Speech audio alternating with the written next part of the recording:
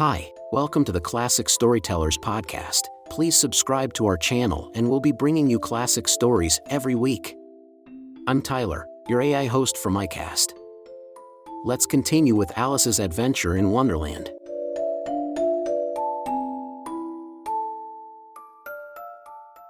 Chapter 10. The Lobster Quadrille. The Mock Turtle sighed deeply and drew the back of one flapper across his eyes. He looked at Alice and tried to speak, but for a minute or two sobs choked his voice. "Same as if he had a bone in his throat," said the Gryphon, and it set to work shaking him and punching him in the back. At last the Mock Turtle recovered his voice, and, with tears running down his cheeks, he went on again. "You may not have lived much under the sea, and perhaps you were never even introduced to a lobster, so you can have no idea what a delightful thing a lobster quadrille is." "No, indeed," said Alice. "What sort of a dance is it?" "Why, you first form into a line along the seashore," "2 lines," cried the Mock Turtle. "Seals, turtles, salmon, and so on. Then, when you've cleared all the jellyfish out of the way." "That generally takes some time," interrupted the Gryphon. "You advance twice, each with a lobster as a partner," cried the Gryphon. "Of course, advance twice, set to partners." "Change lobsters, and retire in same order," continued the Gryphon. "Then, you know," the Mock Turtle went on, "you throw the lobsters shouted the Gryphon, with a bound into the air. as far out to sea as you can. Swim after them," Screamed the Gryphon. turn a somersault in the sea." Cried the Mock Turtle, capering wildly about. "Change lobsters again," Yelled the Gryphon at the top of its voice. "Back to land again, and that's all the first figure." Said the Mock Turtle, suddenly dropping his voice, and the two creatures, who had been jumping about like mad things all this time, sat down again very sadly and quietly, and looked at Alice. "It must be a very pretty dance," Said Alice timidly. "Would you like to see a little of it?" Said the Mock Turtle.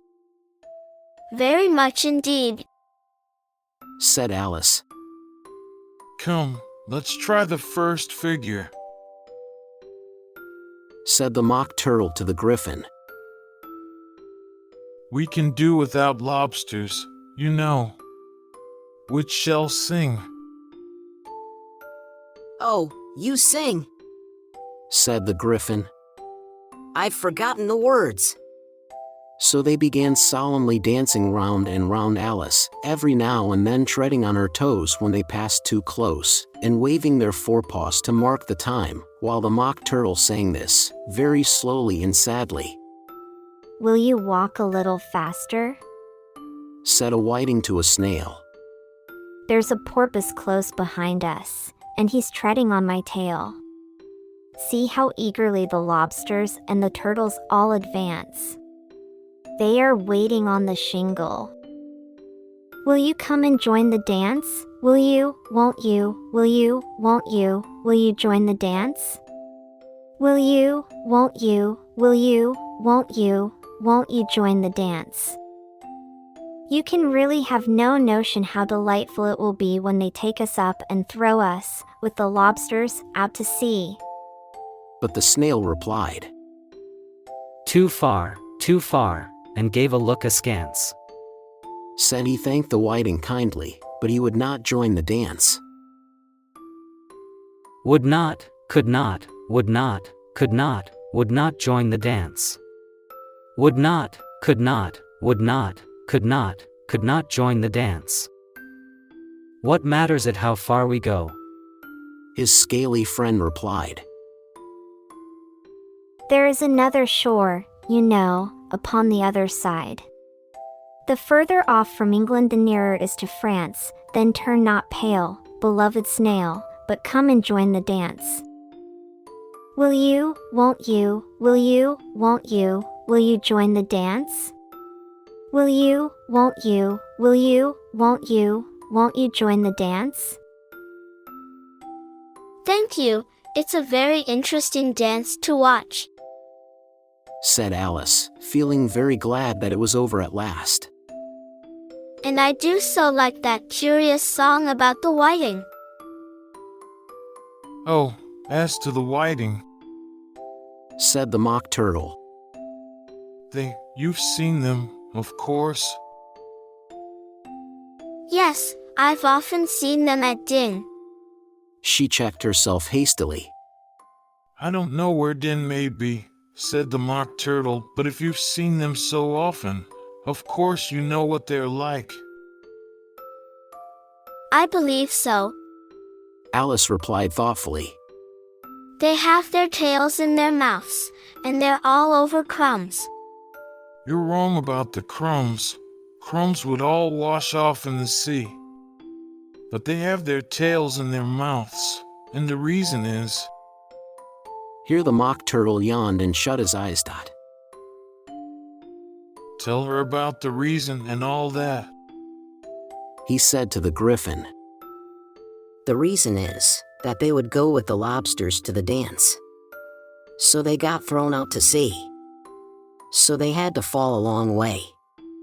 So they got their tails fast in their mouths. So they couldn't get them out again. That's all. Thank you, it's very interesting. I never knew so much about a whiting before. I can tell you more than that, if you like. Said the Gryphon. Do you know why it's called a whiting? I never thought about it. Said Alice. Why? It does the boots and shoes. The Gryphon replied very solemnly. Alice was thoroughly puzzled. Does the boots and shoes? She repeated in a wondering tone. Why, what are your shoes done with? Said the Gryphon. I mean, what makes them so shiny? Alice looked down at them and considered a little before she gave her answer. They're done with blacking, I believe.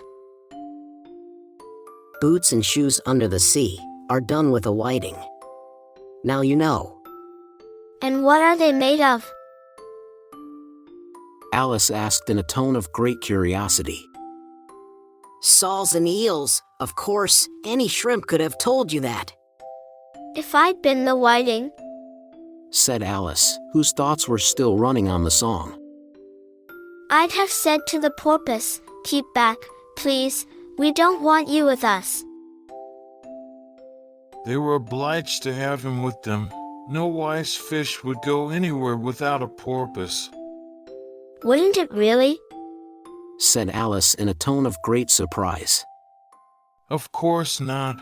Why, if a fish came to me and told me he was going a journey, I should say with what porpoise. Don't you mean purpose? I mean what I say. The Mock Turtle replied in an offended tone. And the Gryphon added. Come, let's hear some of your adventures.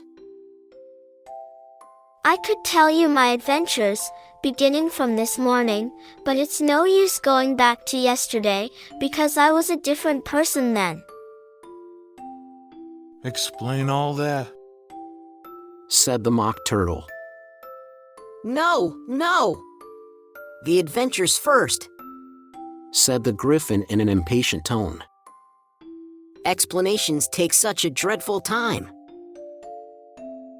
So Alice began telling them her adventures from the time when she first saw the White Rabbit. She was a little nervous about it just at first. The two creatures got so close to her, one on each side, and opened their eyes and mouths so very wide, but she gained courage as she went on.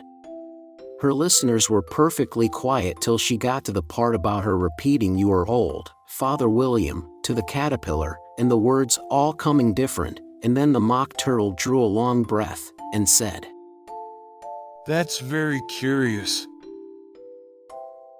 It's all about as curious as it can be, said the Gryphon. It all came different. The mock turtle repeated thoughtfully. I should like to hear her try and repeat something now. Tell her to begin. He looked at the Gryphon as if he thought it had some kind of authority over Alice. Stand up and repeat. "'Tis the voice of the sluggard," said the Gryphon. How the creatures order one about, and make one repeat lessons,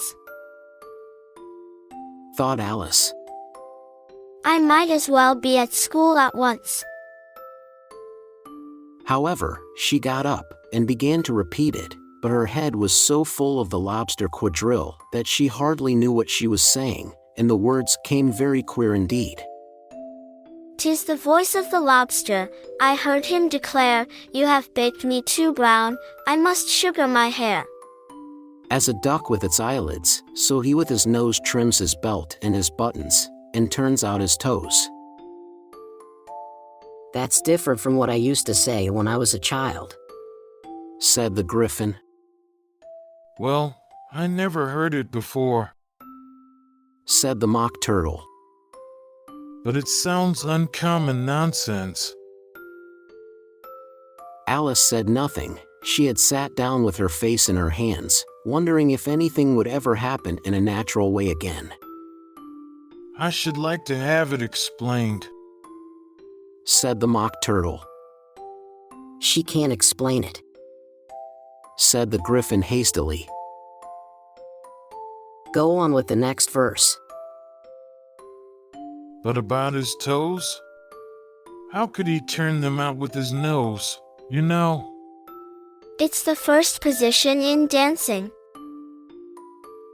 Alice said, but was dreadfully puzzled by the whole thing, and longed to change the subject. Go on with the next verse. The Gryphon repeated impatiently. It begins, I passed by his garden. Alice did not dare to disobey, though she felt sure it would all come wrong, and she went on in a trembling voice. I passed by his garden, and marked, with one eye, how the owl and the panther were sharing a pie. What is the use of repeating all that stuff? The Mock Turtle interrupted.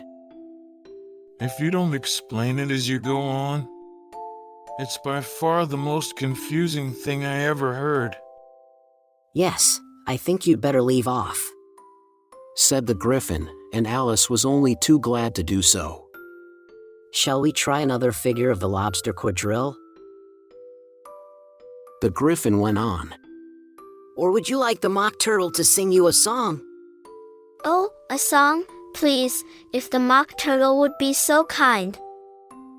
Alice replied, so eagerly that the Gryphon said, in a rather offended tone. No accounting for tastes. Sing her turtle soup, will you, old fellow? The Mock Turtle sighed deeply, and began, in a voice sometimes choked with sobs, to sing this.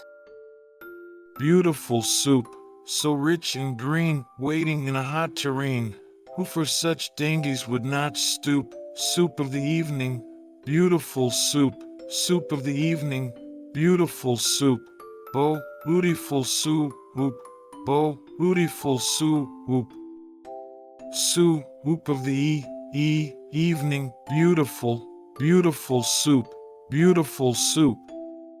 Who cares for fish, game, or any other dish?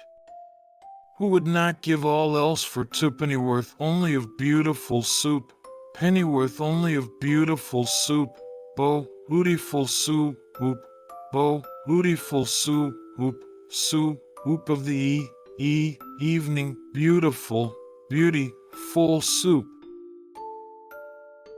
chorus again, cried the Gryphon, and the Mock Turtle had just begun to repeat it, when a cry of, "The trial's beginning!" was heard in the distance. "Come on!" cried the Gryphon, and, taking Alice by the hand, it hurried off, without waiting for the end of the song. What trial is it? Alice panted as she ran, but the Gryphon only answered "Come on," and ran the faster, while more and more faintly came, carried on the breeze that followed them, the melancholy words. Soup of the evening, beautiful, beautiful soup.